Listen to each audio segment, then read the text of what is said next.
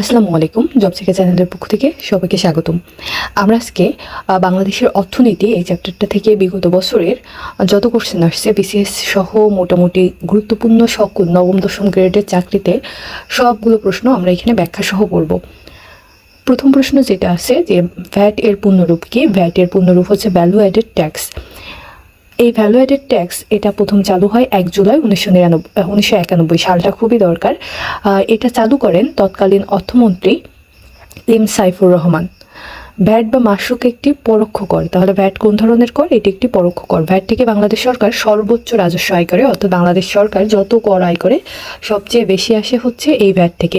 বাংলাদেশ সরকারের দ্বিতীয় সর্বোচ্চ কর রাজস্ব আসে আয়কর থেকে, অর্থাৎ সবচেয়ে বেশি কর বা হচ্ছে বাংলাদেশ সরকার ইনকাম করে ভ্যাট থেকে এবং দ্বিতীয় করে আয়কর থেকে। বর্তমানে ভ্যাটের সর্বোচ্চ স্তর 15%, অর্থাৎ হচ্ছে 15%। তাহলে ভ্যাটটা আমরা আবার একটু রিভিশন করে ফেলি যে ভ্যাট চালু হয় সর্বপ্রথম ১ জুলাই 1991 সালে। এটি চালু করেন তৎকালীন অর্থমন্ত্রী সাইফুর রহমান। এটি একটি পরোক্ষ কর, আর এই ভ্যাট হচ্ছে বাংলাদেশ সরকারের সর্বোচ্চ রাজস্ব কর। দ্বিতীয় সর্বোচ্চ রাজস্ব কর হচ্ছে আয়কর। বাংলাদেশে বর্তমানে ভ্যাটের সর্বোচ্চ স্তর যেটি, অর্থাৎ হচ্ছে সবচেয়ে বেশি পরিমাণে ভ্যাট নেওয়া হয় যেটি, সেটি হচ্ছে 15%, অর্থাৎ 100 টাকায় 15 টাকা। কোন ব্যাংকটি সরকারি ও বেসরকারি যৌথ মালিকানাভুক্ত? এখানে যে ব্যাংকগুলো আছে প্রশ্নটা বাতিল করা হয়েছে। এখানে 4টা অপশনের ব্যাখ্যা আমরা এখানে স্কিপ করি। আমরা একটু ব্যাখ্যাটা নিচের থেকে পড়া শুরু করি।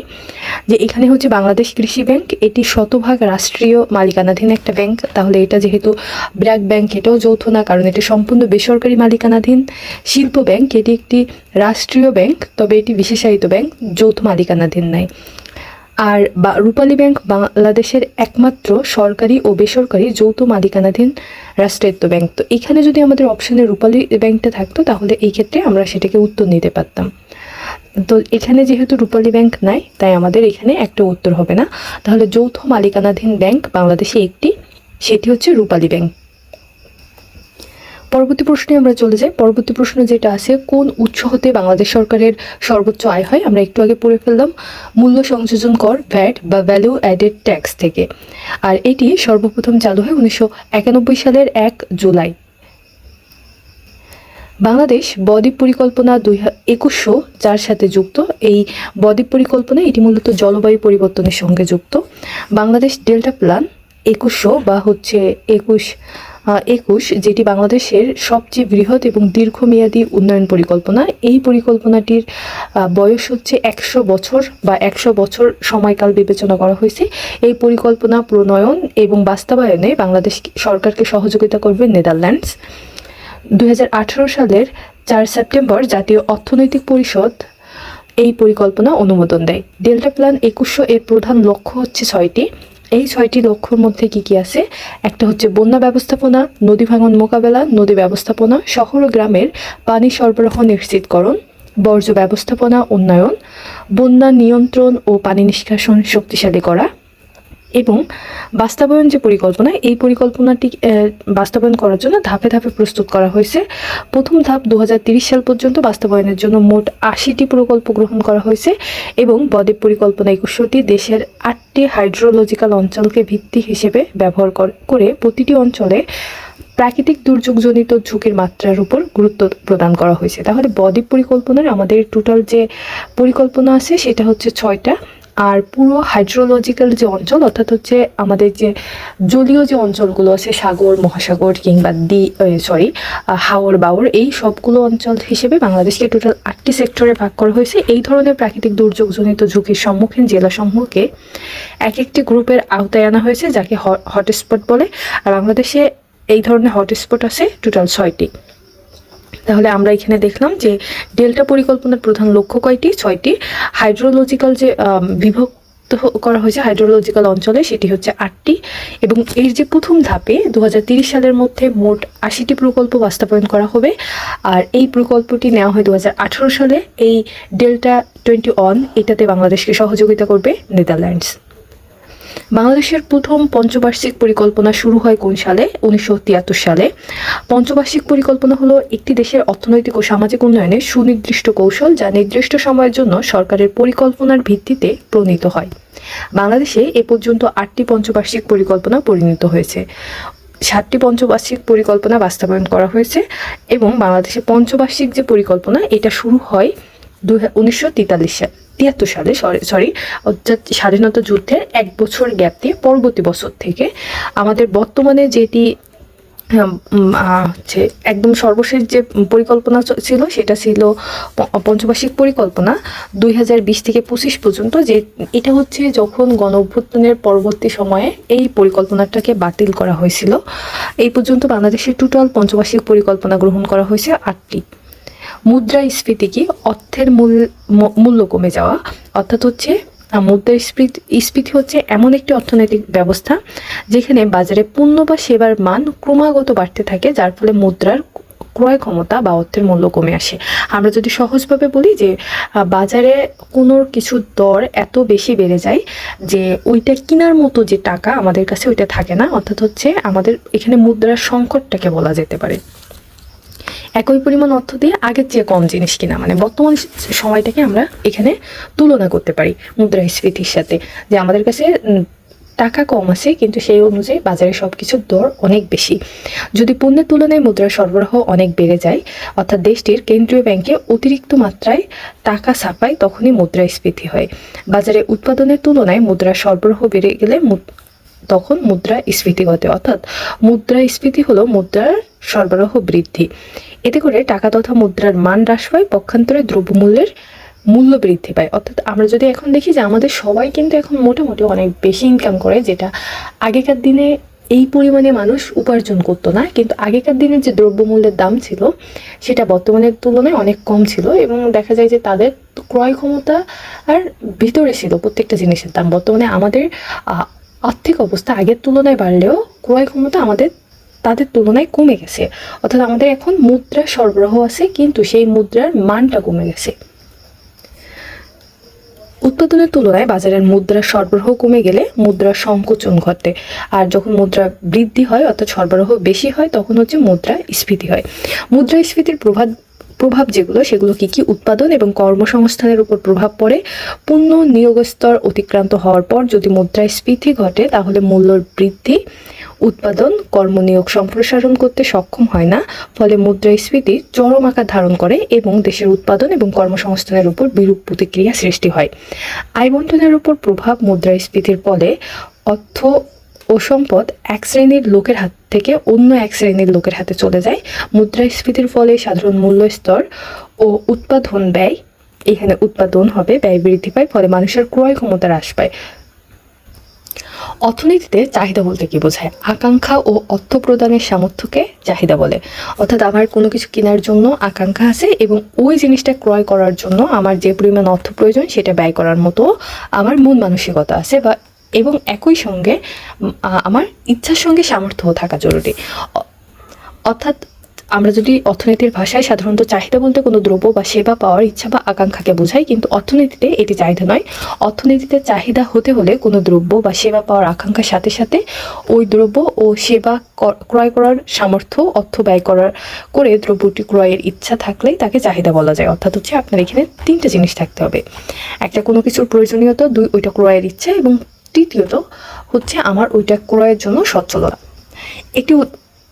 এটা আমার উদাহরণ দরকার নেই। আচ্ছা, অর্থনীতিতে আমাদের চাহিদা হতে হলে 3টা শর্ত অবশ্যই পূরণ করতে হবে। কোনো দ্রব্য বা সেবা পাওয়ার ইচ্ছা বা আকাঙ্ক্ষা থাকতে হবে, একটি দ্রব্য ক্রয় করার সামর্থ্য থাকতে হবে, অর্থ ব্যয় করে ওই দ্রব্য বা সেবা ক্রয় করার ইচ্ছা। তাই বলা যায় যে উপরোক্ত 3টি শর্ত একযোগে পূরণ হলে আমরা তখন সেই ক্ষেত্রে সেই জিনিস ক্রয়ের যে ইচ্ছা সেটাকে আমরা চাহিদা বলতে পারি। এটিএম বলতে বোঝায় মূলত অটোমেটেড টেলার মেশিনকে। বাংলাদেশে 2 টাকার কাগজের নোটে কার স্বাক্ষর থাকে? অর্থ সচিবের। আমাদের দেশে যেগুলো সরকারি টাকা সেখানে সাধারণত অর্থ সচিবের স্বাক্ষর থাকে। বাংলাদেশে সরকারি টাকা আছে 3টা, 1 টাকা, 2 টাকা আর 5 টাকা। আর বাকি যে টাকাগুলো আছে 10, 20, 50, 100, 200, এগুলো হচ্ছে মূলত বাংলাদেশ ব্যাংক নোটের টাকা। আর ব্যাংক নোটের সংখ্যা হচ্ছে 7টি। এই 7টি ব্যাংক নোটে, যেহেতু এটা ব্যাংক নোট, তাই এখানে স্বাক্ষর করে বাংলাদেশ ব্যাংকের সর্বোচ্চ যিনি ক্ষমতাধর ব্যক্তি, বাংলাদেশ ব্যাংকের গভর্নর, তিনি। বাংলাদেশ সরকার কোন খাত থেকে সর্বোচ্চ রাজস্ব আয় করে অলরেডি পড়ে ফেলছি আমরা, মূল্য সংযোজন কর। ব্লু ইকোনমি কোনটির সঙ্গে সম্পৃক্ত? এটা হচ্ছে সমুদ্র অর্থনীতির সঙ্গে সম্পৃক্ত। ব্লু ইকোনমি এর সংজ্ঞা যদি আমরা একটু দেখি, যে সমুদ্র সম্পদের টেকসই ব্যবহার, যার মাধ্যমে অর্থনৈতিক প্রবৃদ্ধি, উন্নত জীবিকা ও কর্মসংস্থান সৃষ্টি করা হয় এবং একই সঙ্গে সামুদ্রিক বাস্তুতন্ত্রের স্বাস্থ্য সংরক্ষণ করা হয়। ইউরোপীয় কমিশনের মতে ব্লু ইকোনমি হলো মহাসাগর, সাগর, সমুদ্র উপকূল সম্পর্কিত সকল অর্থনৈতিক কার্যক্রম। এটি প্রতিষ্ঠিত ও উদীয়মান বিভিন্ন আন্তঃসম্পর্কিত খাতকে অন্তর্ভুক্ত করে। কমনওয়েলথ অফ নেশনসের মতে ব্লু ইকোনমি হলো একটি উদীয়মান ধারণা যা আমাদের মহাসাগরীয় বা নীল সম্পদের আরও উন্নত এবং দায়িত্বশীল ব্যবস্থাপনা নিশ্চিত করতে উৎসাহিত করে। বাংলাদেশে ভ্যাট প্রথা চালু করেন 1991 সালে যিনি অর্থমন্ত্রী ছিলেন এম সাইফুর রহমান, এবং এটি চালু হয় 1 জুলাই 1991 সালে। বাংলাদেশে এটি একটি পরোক্ষ কর, আর এই ভ্যাট থেকে বাংলাদেশ সরকার সর্বোচ্চ পরিমাণে ইনকাম করে। বর্তমানে বাংলাদেশে ভ্যাটের সর্বোচ্চ হার আছে 15%। বাংলাদেশের প্রথম অর্গানিক চা বাগান কোন জেলায় অবস্থিত? তেঁতুলিয়াতে অবস্থিত। বেসরকারি প্রতিষ্ঠান কাজী অ্যান্ড কাজী টি এস্টেটের মাধ্যমে তেঁতুলিয়ায় প্রথম অর্গানিক চায়ের চাষ শুরু করা হয়। অর্গানিক চা হচ্ছে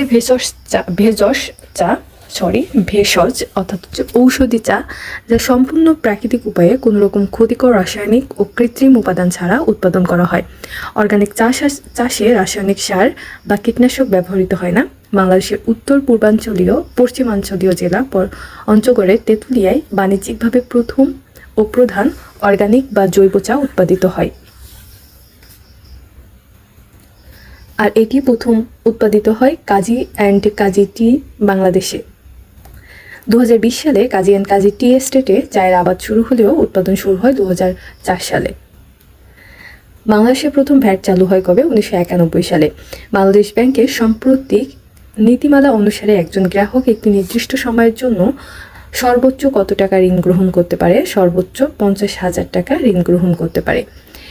ঋণ বাংলাদেশ ব্যাংকের সম্প্রতি নীতিমালা অনুযায়ী একজন গ্রাহক এককালীন 50,000 টাকা ঋণ গ্রহণ করতে পারবে। এই ঋণ সম্পূর্ণ ডিজিটাল পদ্ধতিতে প্রদান করা হবে। গ্রাহকের ব্যাংকের শাখায় যেতে হবে না।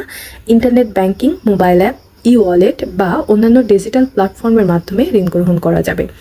ঋণের আবেদন, অনুমোদন, বিতরণ ও আদায় সব কার্যক্রম অনলাইনে সম্পন্ন হবে। গ্রাহকের শারীরিক উপস্থিতি বা কাগজের স্বাক্ষরের প্রয়োজন হবে না। পরিচয় যাচাইয়ের জন্য বায়োমেট্রিক তথ্য, ওটিপি এবং মাল্টিফ্যাক্টর অথেন্টিকেশন ব্যবহার করা হবে। ঋণের সর্বোচ্চ মেয়াদ নির্ধারণ করা হয়েছে 12 মাস। খেলাপি ঋণ গ্রহীতারা এই সুবিধা পাবে না। বাংলাদেশ ব্যাংক আর্থিক অন্তর্ভুক্তি বৃদ্ধি এবং ডিজিটাল আর্থিক সেবা সম্প্রসারণের লক্ষ্যে এই নীতিমালা প্রণয়ন করেছে।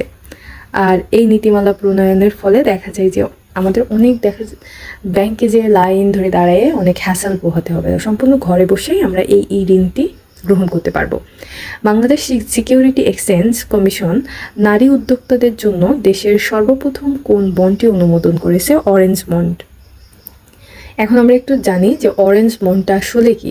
Bangladesh security and exchange commission 2026 সালে দেশের প্রথম অরেঞ্জ বন্ড অনুমোদন করে। এই বন্ডটি ইস্যু করে সাজিদা ফাউন্ডেশন। অরেঞ্জ বন্ডের মূল লক্ষ্য হচ্ছে নারীর অর্থনৈতিক ক্ষমতায়ন, নারী উদ্যোক্তাদের অর্থায়ন এবং লিঙ্গ সমতা প্রতিষ্ঠা। বন্ডটি মোট 158.5 কোটি টাকা মূল্যের। এটি বাংলাদেশের পুঁজিবাজারে প্রথম থিমেটিক জেন্ডার ফোকাস বন্ড হিসেবে বিবেচিত। সংগৃহীত অর্থের একটি বড় অংশ নারী নেতৃত্বাধীন ক্ষুদ্র ও মাঝারি উদ্যোগের অর্থায়নে ব্যবহৃত হবে। বিসিকের অনুমোদনের মাধ্যমে বাংলাদেশের প্রভাবভিত্তিক বা ইম্প্যাক্ট বেস অর্থায়নের নতুন দিগন্ত উন্মোচিত হবে। তাহলে এই যে অরেঞ্জ বন্ডটা মূলত তাহলে কোন ক্ষেত্রে অনুমোদন দেওয়া হয়? নারী উদ্যোক্তাদের জন্য। আর এই অরেঞ্জ বন্ডটা বাংলাদেশে ইস্যু করে কোন প্রতিষ্ঠান? এটি ইস্যু করে হচ্ছে সাজিদা ফাউন্ডেশন। এর মোট মূল্য 158.5 কোটি টাকা। এটি মূলত নারী ক্ষমতায়ন এবং থিমেটিক জেন্ডার ফোকাসড বন্ড হিসেবে বাংলাদেশের পুঁজিবাজারে বিবেচিত। বিসিক এর অনুমোদনের মাধ্যমে এটি অর্থায়ন করা হয়।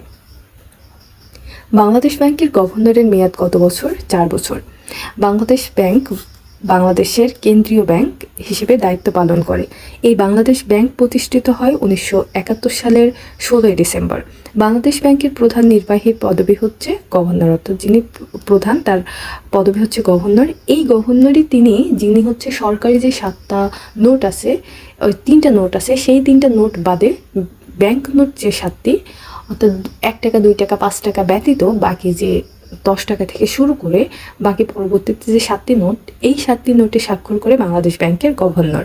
আর যে সরকারি নোট আছে 3টি, 1 টাকা 2 টাকা 5 টাকা, সেটাতে স্বাক্ষর করে হচ্ছে অর্থ সচিব। বাংলাদেশ সরকারের প্রথম গভর্নর তিনি হচ্ছেন এ.এন. হামিদুল্লাহ। গভর্নর পদে নিয়োগপ্রাপ্ত ব্যক্তিদের বাংলাদেশ ব্যাংকের প্রধান প্রশাসনিক নীতি নির্ধারক হিসেবে দায়িত্ব পালন করেন। বাংলাদেশ ব্যাংকের গভর্নরের মেয়াদকাল সাধারণত 4 বছর। বাংলাদেশ ব্যাংকের গভর্নর হিসেবে মুস্তাকুর রহমান দায়িত্ব পালন করছে। বর্তমানে তিনি বাংলাদেশ ব্যাংকের 14তম গভর্নর হিসেবে নিয়োজিত আছেন। এদেশের ব্যাংকের খাতের নিয়ন্ত্রণ ও তদারকি মূল প্রতিষ্ঠান হচ্ছে এই বাংলাদেশ ব্যাংক। ভূমিকর কোন ধরনের কর? এটা একটা প্রত্যক্ষ কর, কিন্তু ভ্যাট হচ্ছে পরোক্ষ কর। আর এই ভূমিকর মূলত ভূমির উন্নয়ন কর। আমরা আরও কিছু প্রত্যক্ষ করের উদাহরণ দেখি। প্রত্যক্ষ করের মধ্যে আছে আয়কর, যেটি বাংলাদেশ সরকারের দ্বিতীয় সর্বোচ্চ যে উপার্জনের খাত। দান কর, ভূমি উন্নয়ন কর, ভ্রমণ কর, এগুলো সবগুলো হচ্ছে প্রত্যক্ষ কর।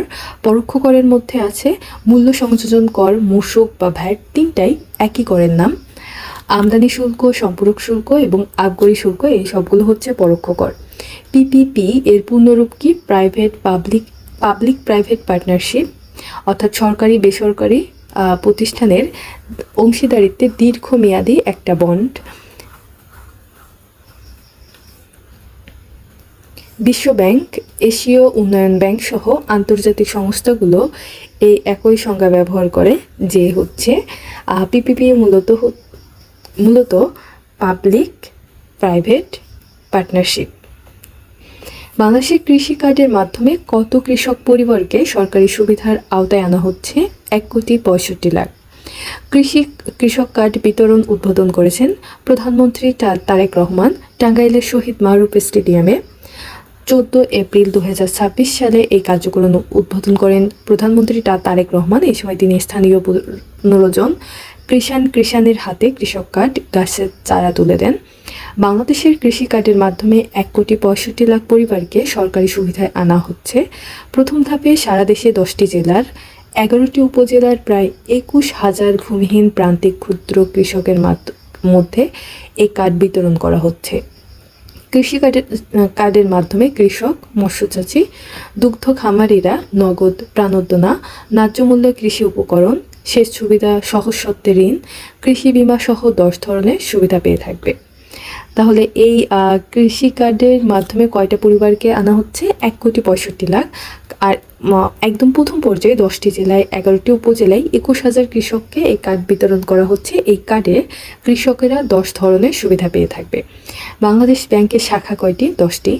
এই 10টি শাখাগুলোর মধ্যে সবগুলো হচ্ছে ম্যাক্সিমাম বিভাগীয় শহরে, তবে ঢাকাতে আছে 2টি, আর বাকিগুলো আছে চট্টগ্রাম, খুলনা, বগুড়া, রাজশাহী, সিলেট, বরিশাল, রংপুর এবং ময়মনসিংহ।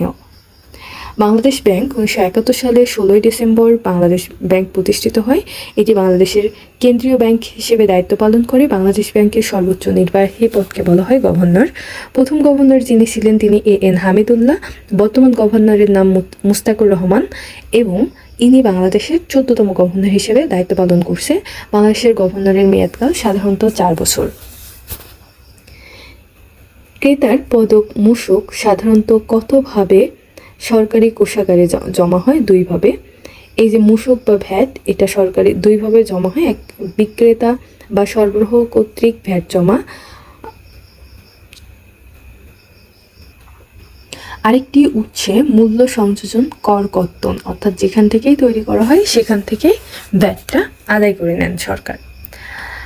আইবাস প্লাস প্লাস বা IBASS++ নিয়ন্ত্রণকারী মন্ত্রণালয় কোনটি? এটি হচ্ছে অর্থ মন্ত্রণালয়ের অধীনে।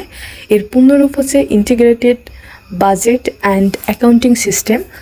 এর নিয়ন্ত্রণকারী মন্ত্রণালয় হচ্ছে অর্থ মন্ত্রণালয়। এটি হলো বাংলাদেশ সরকারের সমন্বিত বাজেট হিসাব রক্ষণ ব্যবস্থা, একটি integrated financial management information system. এটি বাংলাদেশ সরকারের অর্থ মন্ত্রণালয়ে অর্থ বিভাগ কর্তৃক নিয়ন্ত্রিত এবং পরিচালিত একটি ডিজিটাল সিস্টেম। এটি strengthening public financial management programme to enable service delivery প্রকল্পের অংশ বা SPFMS এর অংশ। অর্থাৎ আমরা যদি একটু এখান থেকে আরেকটা যদি বলি যে IBASS++ কোনটার একটা অংশ, এটি SPFMS প্রকল্পের একটা অংশ যা অর্থ মন্ত্রণালয় বাস্তবায়ন করে। সকল সরকারি মন্ত্রণালয়, বিভাগ, অধিদপ্তর এই সিস্টেম ব্যবহার করে বাজেট প্রণয়ন, বিল সাবমিশন, বেতন ভাতা, EFT পেমেন্ট ইত্যাদি করে, কিন্তু নিয়ন্ত্রণ এবং উন্নয়নের দায়িত্ব অর্থ মন্ত্রণালয়ের অধীনে। খরচের ক্ষেত্রে তৈরি করা হয় ডেবিট ভাউচার। ডেবিট ভাউচার সাধারণত ভাউচার 3 প্রকার: ডেবিট ভাউচার, ক্রেডিট ভাউচার আর জার্নাল ভাউচার। এখন আমরা দেখি যে ডেবিট ভাউচারটা কি। এটা নগদ ব্যাংক খরচ, কোনো পেমেন্ট বা ডিসচার্জিং দায়গুলির ক্ষেত্রে ডেবিট ভাউচারের মাধ্যমে রেকর্ড করা হয়। ডেবিট ভাউচার 2 প্রকার: ক্যাশ ডেবিট ভাউচার আর একটা হচ্ছে bank debit voucher. Credit voucher মূলত কি, নগদ ব্যাংক প্রাপ্তি বা আয়ের ক্ষেত্রে ক্রেডিট ভাউচারের মাধ্যমে রেকর্ড করা হয়। ক্রেডিট ভাউচারও 2 প্রকার: ক্যাশ ক্রেডিট ভাউচার আর ব্যাংক ক্রেডিট ভাউচার। এখন আসি আমরা জার্নাল ভাউচার। আন্তঃসম্পর্কিত অ্যাকাউন্টগুলোর মধ্যে বিভিন্ন সংমিশ্রণের সমন্বয় করার জন্য জার্নাল ভাউচার প্রস্তুত করা হয়। জার্নাল ভাউচারের অনগদ লেনদেন করা হয়। তাহলে জার্নাল ভাউচারে কি লেনদেন করা হয়? অনগদ, অর্থাৎ হচ্ছে নগদে না, বাকিতে লেনদেন করা হয় বলা যায়। বাংলাদেশে ক্ষুদ্র ঋণ নিয়ন্ত্রণকারী প্রতিষ্ঠানের নাম কি? ক্ষুদ্র ঋণ নিয়ন্ত্রণ কর্তৃপক্ষ বা MRA, micro credit regulatory authority act, যেটা প্রণয়ন করা হয় 2006 সালে। এই আইনের মাধ্যমে ক্ষুদ্র ঋণ কার্যক্রমকে একটি আধুনিক ক্ষুদ্র ঋণ বা মডার্ন মাইক্রো ক্রেডিটের জনককে ডক্টর মোহাম্মদ ইউনূস। ডক্টর মোহাম্মদ ইউনূস সম্পর্কে আমাদের একটু পড়তে হবে, কারণ হচ্ছে তিনি গণ অভ্যুত্থানের পরে যখন হচ্ছে মোটামুটি বাংলাদেশে বেশ ভালো গুরুত্বপূর্ণ ভূমিকা রাখছেন এবং বাংলাদেশের অর্থনীতিতে ডক্টর মোহাম্মদ ইউনূসের অবদান অনেক বেশি। 1976 সালে চট্টগ্রামের জোবরা গ্রামে তিনি প্রথম ক্ষুদ্র ঋণ প্রকল্পের পাইলট প্রকল্প শুরু করেন। তিনি জামানতবিহীন দরিদ্র নারীদের কাছে ঋণ পৌঁছে দেওয়ার মডেল তৈরি করেন। বহু পরীক্ষা নিরীক্ষার পরে ডক্টর ইউনূসের প্রতিষ্ঠিত গ্রামীণ ব্যাংক বিশেষ আইনাবলে যাত্রা শুরু করে। 1983 সালে যা আধুনিক ক্ষুদ্র ঋণের প্রথম প্রাতিষ্ঠানিক রূপ লাভ করে। এই গ্রামীণ ব্যাংকের মাধ্যমে বহুমাত্রিক সামাজিক এবং অর্থনৈতিক বিপ্লবের সূচনা হয়। ক্ষুদ্র ঋণ ও দরিদ্র বিমোচন অবদানের ক্ষেত্রে 2006 সালে গ্রামীণ ব্যাংকের সঙ্গে যৌথভাবে শান্তিতে নোবেল পুরস্কার পান ডক্টর মোহাম্মদ ইউনূস। ইসলামী ব্যাংকের পল্লী উন্নয়ন প্রকল্পের লক্ষ্য কি? ইসলামী ব্যাংকের পল্লী উন্নয়ন প্রকল্পের লক্ষ্য হচ্ছে গ্রামীণ দুস্থ আত্মকর্মসংস্থান ও দারিদ্র্য বিমোচন। অর্থাৎ গ্রামে যারা দুস্থ পরিবার আছে তাদেরকে আত্মকর্মসংস্থান সৃষ্টি করে দেওয়া এবং এই দারিদ্র্য হ্রাস করা। ইসলামী ব্যাংক বাংলাদেশের দারিদ্র্য সীমার নিচে বসবাসকারী 80% জনগণের জন্য এই প্রকল্পটি বাস্তবায়ন করেছে। এছাড়াও বাংলাদেশের মোট দপ্তরের মধ্যে 18% নিরক্ষর, স্বাস্থ্য ও স্বাস্থ্য বিষয়ক ঝুঁকি এবং গ্রামীণ শহরাঞ্চলের অর্থনৈতিক বৈষম্যের শিকার। এই ইসলামী ব্যাংকের পল্লী উন্নয়ন প্রকল্পের লক্ষ্যগুলো হচ্ছে পল্লী অঞ্চলের দারিদ্র, ভূমিহীন, শ্রমজীবী ও গরিব চাষিদের সংঘবদ্ধ করে তাদের মধ্যে পুঁজি বিনিয়োগ করা, নৈতিক, ধর্মীয়, নাগরিক সচেতনতা বৃদ্ধির বিষয়ে প্রশিক্ষণ দেওয়া, বিনিয়োগ সংশ্লিষ্ট কাজে প্রযুক্তি জ্ঞান ও দক্ষতা লাভে সহায়তা ও উৎসাহিত করা। পল্লী উন্নয়ন প্রকল্পের আওতায় প্রধানত কাদের বিনিয়োগ দেওয়া হয়? গ্রামের নিম্ন আয়ের নারী পুরুষকে। সম্মিলিত ইসলামী উন্নয়ন ব্যাংক PLC কবে তফসিলি ব্যাংক রূপে তালিকাভুক্ত হয়? 1 ডিসেম্বর 2025 সালে এই সম্মিলিত ইসলামী ব্যাংক PLC তফসিলি ব্যাংক রূপে তালিকাভুক্ত হয়। সম্মিলিত ইসলামী ব্যাংক পিএলসি 1 ডিসেম্বর 2025 তফসিলি ব্যাংক রূপে তালিকাভুক্ত হয়। 30 নভেম্বর 2025 বাংলাদেশ ব্যাংকের বোর্ড সভায় দুর্বল 5টি ইসলামী ব্যাংক ফার্স্ট সিকিউরিটি ইসলামী ব্যাংক, সোশ্যাল ইসলামী ব্যাংক, ইউনিয়ন ব্যাংক, গ্লোবাল ইসলামী ব্যাংক, এক্সিম ব্যাংক একীভূত করে সম্মিলিত ইসলামী ব্যাংক গঠনের চূড়ান্ত অনুমোদন দেওয়া হয়। এই ব্যাংকে মোট 35,000 কোটি টাকা পরিশোধিত মূলধন এবং এর মধ্যে সরকার দিয়েছে 20,000 কোটি টাকা। মূলধন বিবেচনায় এই সম্মিলিত ব্যাংকটি বাংলাদেশের সর্ববৃহৎ রাষ্ট্রীয় মালিকানাধীন শরিয়া ভিত্তিক ব্যাংক হিসেবে মাত্র যাত্রা শুরু করছে। তাহলে কবে যাত্রা করছে? এটি যাত্রা করছে 1 ডিসেম্বর 2025। আর কয়টা ব্যাংক একসঙ্গে মার্জ করে এই সম্মিলিত ইসলামী ব্যাংক গঠিত হয়েছে? 5টি। কত তারিখে? 30 নভেম্বর 2025। এই 5টি ব্যাংক হচ্ছে ফার্স্ট সিকিউরিটি ইসলামী ব্যাংক, সোশ্যাল ইসলামী bank, union bank, global bank এবং এক্সিম ব্যাংক। কোনটি ক্ষুদ্র ঋণের উৎস নয়? বিলাসিতা বৃদ্ধি। বিলাসিতা বৃদ্ধির জন্য মূলত ক্ষুদ্র ঋণ প্রদান করা হয় না। ক্ষুদ্র ঋণ প্রদান করা হয় যেগুলোর জন্য এটি মূলত দারিদ্র ব্যক্তিদের কিছু টাকা ঋণ দেওয়া হয়।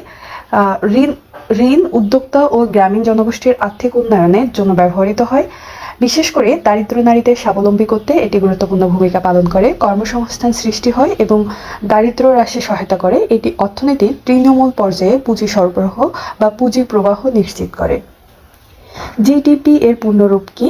গ্রোস ডোমেস্টিক প্রোডাক্ট, অর্থাৎ মোট দেশের যে উৎপাদন সেটার ইংলিশ হচ্ছে জিডিপি বা গ্রোস ডোমেস্টিক প্রোডাক্ট। আচ্ছা, এই গ্রোস ডোমেস্টিক প্রোডাক্টটা কি?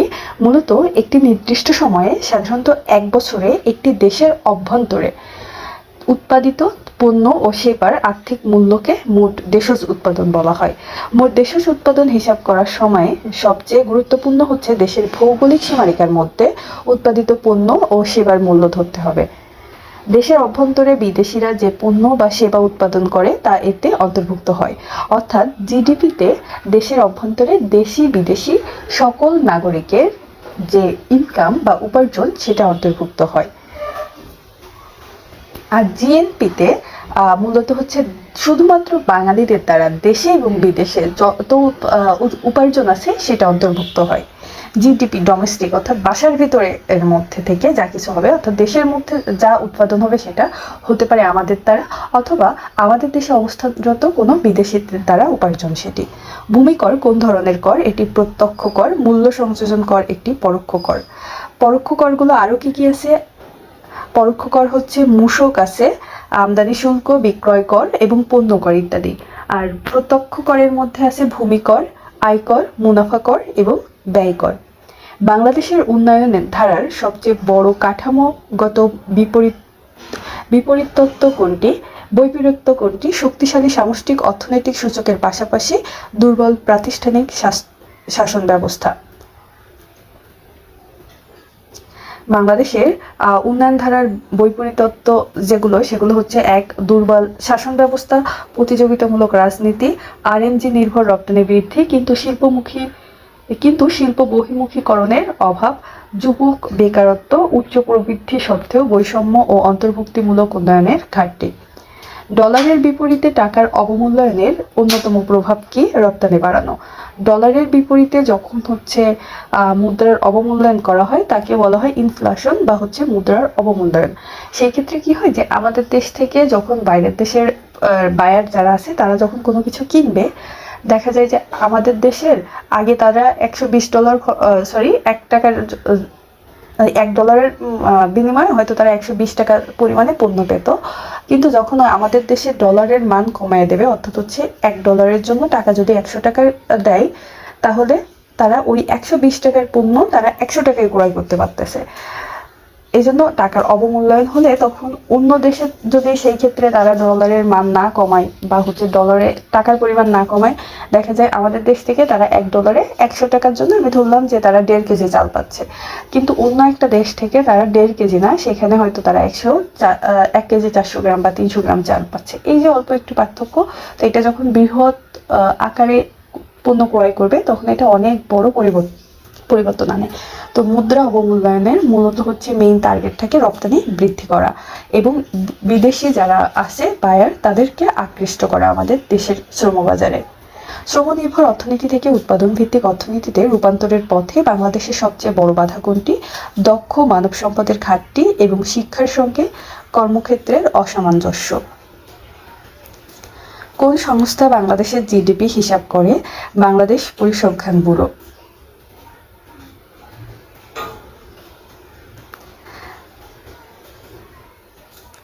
জিডিপি মূলত গ্রোস ডোমেস্টিক প্রোডাক্ট, অর্থাৎ একটি নির্দিষ্ট সময় সাধারণত এক বছরের মধ্যে দেশের সীমার ভিতরে দেশি বিদেশি সকল নাগরিকের দ্বারা যে অর্থ উপার্জন হয় সেটাকে আমরা জিডিপি বলি। বাংলাদেশের মোট দেশজ আয়ের পরিমাণ পদ্ধতি জিডিপি গণনার দায়িত্বে নিয়োজিত আছে সরকারি প্রতিষ্ঠান বাংলাদেশ পরিসংখ্যান ব্যুরো বা বিবিএস, বাংলাদেশ স্ট্যাটিস্টিক ব্যুরো। পরিসংখ্যান ব্যুরো প্রতি বছর চলতি বাজার মূল্য ও স্থির দ্রব্যমূল্য সেবার মূল্য পরিমাপ করে জিডিপি গণনা করে থাকে। এসব হিসাব করতে প্রতিষ্ঠানটি বিভিন্ন উৎস থেকে তথ্য সংগ্রহ করে। বাংলাদেশ পরিসংখ্যান ব্যুরো উৎপাদন পদ্ধতি ও ব্যয় পদ্ধতি ব্যবহার করে জিডিপি গণনা করে। মোট দেশজ উৎপাদন বা জিডিপি এর অন্তর্ভুক্ত হয় দেশের অভ্যন্তরীণ আয়, দেশের অভ্যন্তরে বিদেশিদের আয়, দেশের অভ্যন্তরে উৎপাদিত চূড়ান্ত সেবা এবং বিদেশিদের দেশে বিনিয়োগ থেকে অর্জিত আয়, অর্থাৎ হচ্ছে দেশের অভ্যন্তরে যা কিছু উৎপাদন হবে সেটা। এরপরে আসি জিডিপি। জিডিপি সমান ওটাই দেওয়া আছে জিডিপি কীভাবে গণনা করা হয়, দেশের মোট জাতীয় আয় এবং উক্ত দেশে অবস্থানকারী বিদেশিদের অর্জিত আয়। বর্তমান জিডিপি, চলতি মূল্যে বর্তমান জিডিপি হচ্ছে 55,52,753 কোটি টাকা। মাথাপিছু জিডিপি 2,671 মার্কিন ডলার। স্থির মূল্যে জিডিপি 34,79,101 কোটি টাকা। স্থির মূল্যে জিডিপি প্রবৃদ্ধির হার 3.97%। স্বাভাবিকভাবে জিডিপি 19টি খাত নিয়ে গঠিত, অর্থাৎ হচ্ছে বাংলাদেশের অর্থনীতিকে 3টা ভাগে ভাগ করা হয়েছে বৃহৎভাবে, সেটা এই 3টা ভাগকে আবার ক্ষুদ্র ক্ষুদ্র 19টি ভাগে ভাগ করা হয়েছে। তাহলে টোটাল জিডিপি গণনা করা হয় কয়টি খাতের উপর? 19টি খাতের উপর। উল্লেখ্য, বাংলাদেশ ব্যাংক বা বাংলাদেশ কেন্দ্রীয় ব্যাংক মুদ্রানীতি, বৈদেশিক মুদ্রা রিজার্ভ, ব্যাংকিং সেক্টর নিয়ন্ত্রণ, মুদ্রাস্ফীতি নিয়ন্ত্রণ ইত্যাদি দায়িত্ব পালন করে থাকে। অর্থ বিভাগ হচ্ছে বাজেট প্রণয়ন, রাজস্ব সংগ্রহ, ব্যয় বরাদ্দ, ফিসক্যাল পলিসি ইত্যাদি নির্ধারণ করে। বাংলাদেশ পরিকল্পনা কমিশন পঞ্চবার্ষিক পরিকল্পনা প্রকল্প অনুমোদন, উন্নয়ন বাজেট বরাদ্দ দিয়ে থাকে বাংলাদেশ পরিকল্পনা কমিশন। বাংলাদেশে মধ্যম আয়ের ফাঁদে পড়ার ঝুঁকি মূলত কোন কাঠামোগত প্রতিবন্ধকতার সঙ্গে যুক্ত? পুঁজি বৃদ্ধির সত্ত্বেও মোট উৎপাদনশীলতার বৃদ্ধি ধীর গতির হওয়ার কারণে, অর্থাৎ পুঁজি ভালো থাকলে উৎপাদন কমে যাচ্ছে, সেই কারণেই মূলত এই বাংলাদেশের কাঠামোগত প্রতিবন্ধকতা এটা।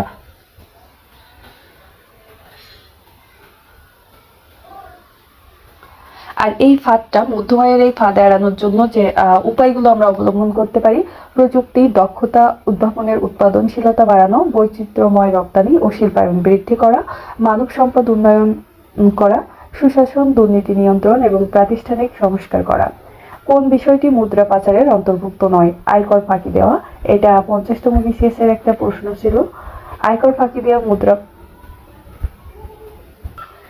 মুদ্রা পাচারের কোনো অংশ নয়। বাকি যেগুলো আছে মানি লন্ডারিং কিংবা হচ্ছে এখানে রপ্তানি পণ্যের অবমূল্যায়ন করা, আমদানি পণ্যের অধিক মূল্য নির্ধারণ করা, অবৈধ চ্যানেলে বিদেশে টাকা পাঠানো, এগুলো সবগুলোই হচ্ছে মুদ্রা পাচারের অন্তর্ভুক্ত।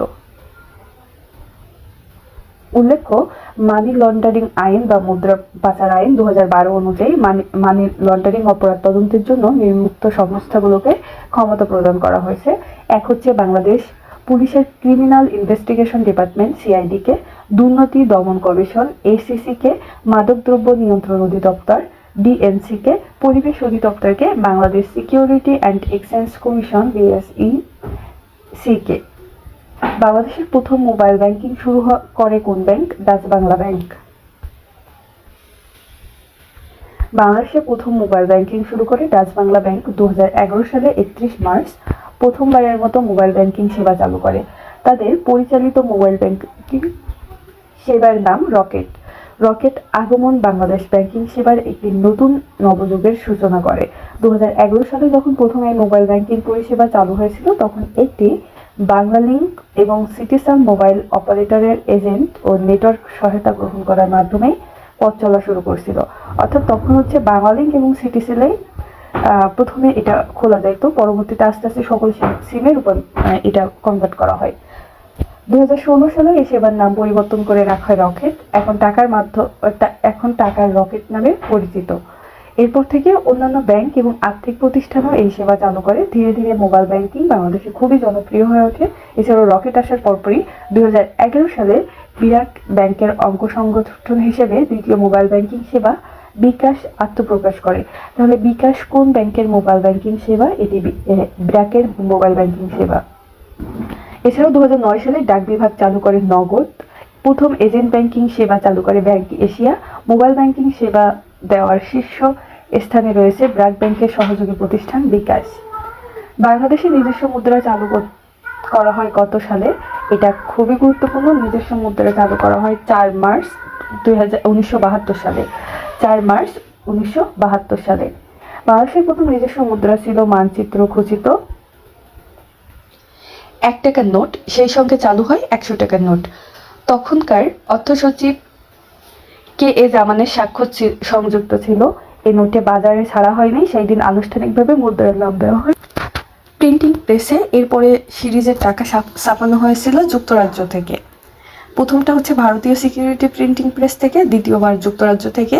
তখনই একটি উপদেষ্টা পরিষদ গঠন করা হয়েছিল, যাতে ছিলেন শিল্পাচার্য জয়নুল আবেদিন, পাটুয়া কামাল হাসান এবং শিল্পী কাইম চৌধুরী। এর আগ পর্যন্ত লেনদেনে পাকিস্তানি রুপি ব্যবহার করা হতো, কেউ ভারতীয় রুপিও গ্রহণ করতেন। স্বাধীন দেশের মুদ্রার নামকরণ করা হয় টাকা। 1972 সালের 2 মে 10 টাকা মূল্যমানের নোট এবং 2 জুন বাজারে আসে 5 টাকা মূল্যমানের নোট। বাংলাদেশে সিরিয়াল নাম্বার দিয়ে নোট চালু হয় 1973 সালে। দেশে 2 টাকার নোট চালু হয় 1988 সালে। 500 এবং 50 টাকার নোট চালু হয় 76 সালে। 20 টাকার নোট চালু হয় 79 সালে। 2009 সালের 17 জুলাই বাংলাদেশে আনা হয় 100 টাকার নোট এবং 2020 সালে বাজারে আসে 200 টাকার নোট। তাহলে বাংলাদেশের প্রথম মুদ্রা চালু করা হয় কত সালে? 4 মার্চ 1972 সালে 1 টাকা এবং 100 টাকার নোট দিয়ে। প্রথম মুদ্রা ছাপা হয় ভারতীয় সিকিউরিটি প্রিন্টিং প্রেস দিয়ে এবং দ্বিতীয়বার ছাপা হয় হচ্ছে যুক্তরাজ্য থেকে। তার এক পর্যন্ত পাকিস্তানি রুপি এবং হচ্ছে ইন্ডিয়ান রুপি গ্রহণ করা হতো। বাংলাদেশে ডিসেম্বর 2025-এ সামগ্রিক মুদ্রাস্ফীতি কত ছিল? সামগ্রিক মুদ্রাস্ফীতি ছিল 8.49%। বাংলাদেশের তফসিলি ব্যাংক ভুক্ত কয়টি বিদেশি ব্যাংক আছে? 9টি। এই 9টি তফসিলি ব্যাংকের মধ্যে রয়েছে তফসিলি বিদেশি ব্যাংকগুলো হচ্ছে আল Falah limited, commercial bank of Ceylon limited, Habib bank limited, city bank NA, national bank of Pakistan, Hong Kong and Shanghai banking corporation limited যুক্তরাজ্য, state bank of India, standard chartered bank এবং উরি ব্যাংক। এই 9টি বাংলাদেশের তফসিলিভুক্ত বিদেশি ব্যাংক।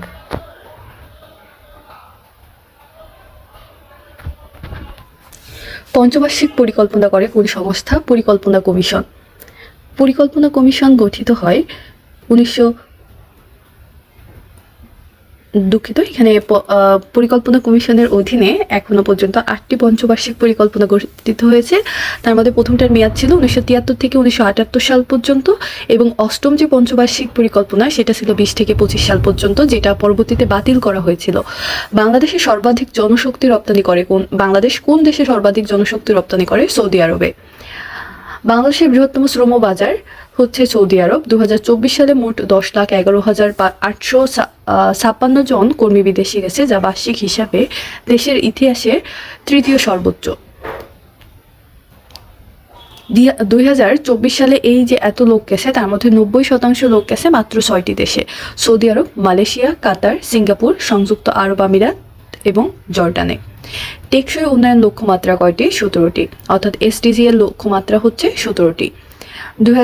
এই SDG এর যে টাইম ডিউরেশন বা সময়সীমা সেটা হচ্ছে 2016 থেকে 30 সালের মধ্যে স্থির করা হয়েছে। প্রথম যেটি 1 নম্বর লক্ষ্যমাত্রা দারিদ্র্য নির্মূল করা, 2 নম্বর ক্ষুধামুক্তি, 3 নম্বর সুস্বাস্থ্য, 4 শিক্ষা, 5 লিঙ্গ সমতা, 6 বিশুদ্ধ পানি এবং স্যানিটাইজেশন, 7 সাশ্রয়ী নবায়নযোগ্য জ্বালানি, 8 উপযুক্ত কাজ এবং অর্থনৈতিক প্রবৃদ্ধি, 9 শিল্প উদ্ভাবন ও অবকাঠামো, 10 বৈষম্য হ্রাস, 11তম যেটি টেকসই শহর ও জনগণ, 12তম পরিমিত ভোগ ও উৎপাদন, 13তম জলবায়ু বিষয়ে পদক্ষেপ, 14তম সামুদ্রিক বাস্তু সংস্থান, 15তম স্থলভাগের জীবন, 16তম শান্তি ন্যায় বিচার শক্তিশালী প্রতিষ্ঠান এবং সর্বশেষ যেটি 17তম অভিষ্টের জন্য অংশীদারিত্ব।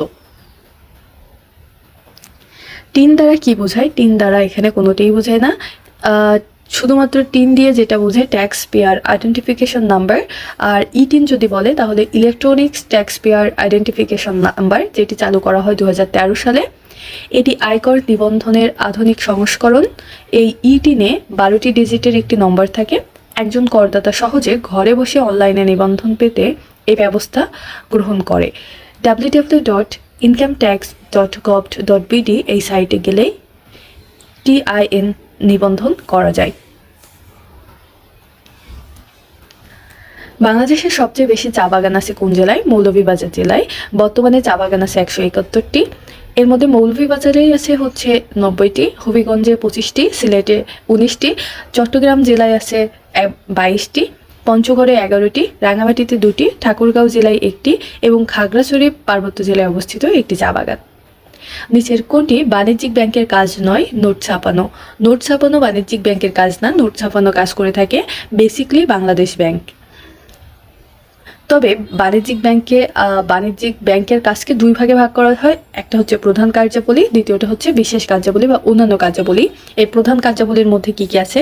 আমানত গ্রহণ, সুদ প্রদান, ঋণ মঞ্জুর, সুদ গ্রহণ, ঋণ আমানত সৃষ্টি, বিনিময় মাধ্যম সৃষ্টি, মূলধন গঠন, নোট ইস্যু, ওসি হিসেবে কাজ করা, আমদানি রপ্তানিতে সাহায্য করা, সরকারের কোষাগার হিসেবে কাজ করে ও বিনিময় বিল, পরিবহন বিল ভাঙানো ইত্যাদি।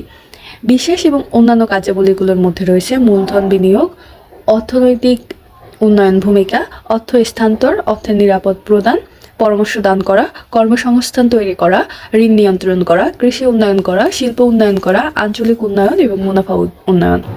অর্থাৎ মূলত যেহেতু তার ব্যবসা বাণিজ্য সহযোগিতা করে থাকে, তাই উন্নয়ন সংশ্লিষ্ট যা কিছু ডেভেলপ নিয়ে তারাই মূলত কাজ করে এই বাণিজ্যিক ব্যাংকগুলো। What does NPSB stand for in Bangladesh banking sector? National payment Swiss Bangladesh. NPSB national payment Swiss Bangladesh হলো বাংলাদেশের একটি জনপ্রিয় ইলেকট্রনিক রিটেইল লেনদেন প্ল্যাটফর্ম। এই পদ্ধতির আওতায় বর্তমানে আন্তঃব্যাংক automated teller machine point of sales বা POS, internet banking, fund transfer বা IBFT লেনদেন প্রক্রিয়া করছে। বাণিজ্যিক ব্যাংক নয় কোনটি? এখানে বাংলাদেশ ব্যাংক হচ্ছে কেন্দ্রীয় ব্যাংক, বাকি যেগুলো আছে জনতা ব্যাংক, সোনালী ব্যাংক এবং হচ্ছে বিরাক ব্যাংক, এগুলো বাংলাদেশের বাণিজ্যিক ব্যাংক। তবে রূপালী ব্যাংক হচ্ছে বাংলাদেশের একমাত্র মিশ্র মালিকানাধীন ব্যাংক, অর্থাৎ এটা সরকারি এবং বেসরকারি মালিকানাধীন ব্যাংক। বাংলাদেশে মোট 6টা বাণিজ্যিক ব্যাংক আছে: সোনালী, জনতা, অগ্রণী, রূপালী, বেসিক এবং বাংলাদেশ ডেভেলপমেন্ট ব্যাংক। আর এছাড়াও আমাদের হচ্ছে বাংলাদেশে বর্তমানে 5টি তালিকাভুক্ত ব্যাংক আছে, সেগুলো হচ্ছে আনসার VDP উন্নয়ন ব্যাংক, কর্মসংস্থান ব্যাংক, গ্রামীণ ব্যাংক, যুবলী ব্যাংক, পল্লী সঞ্চয় ব্যাংক। বিশেষায়িত যে মোট ব্যাংক আছে 3টি, এর মধ্যে ব্যক্তি মালিকানাধীন ব্যাংক, বাণিজ্যিক ব্যাংক, বিরাক ব্যাংক। আর মোট 43টি হচ্ছে টোটাল আমাদের বিশেষায়িত ব্যাংক আছে, 3টে বিশেষায়িত ব্যাংক আছে, সরি। প্রচলিত পদ্ধতির ব্যাংক আছে 33টি, যেটা হচ্ছে সুদ ভিত্তিক, ইসলামিয়া শরিয়া ভিত্তিক আছে 10টি এবং ডিজিটাল বাণিজ্যিক ব্যাংক আছে মোট 1টি। আর অবস্থায় এখনো বাণিজ্যিক কার্যক্রমের অনুমতি পায়নি এই ডিজিটাল ব্যাংকটি, তবে বিদেশি বাণিজ্যিক ব্যাংক আছে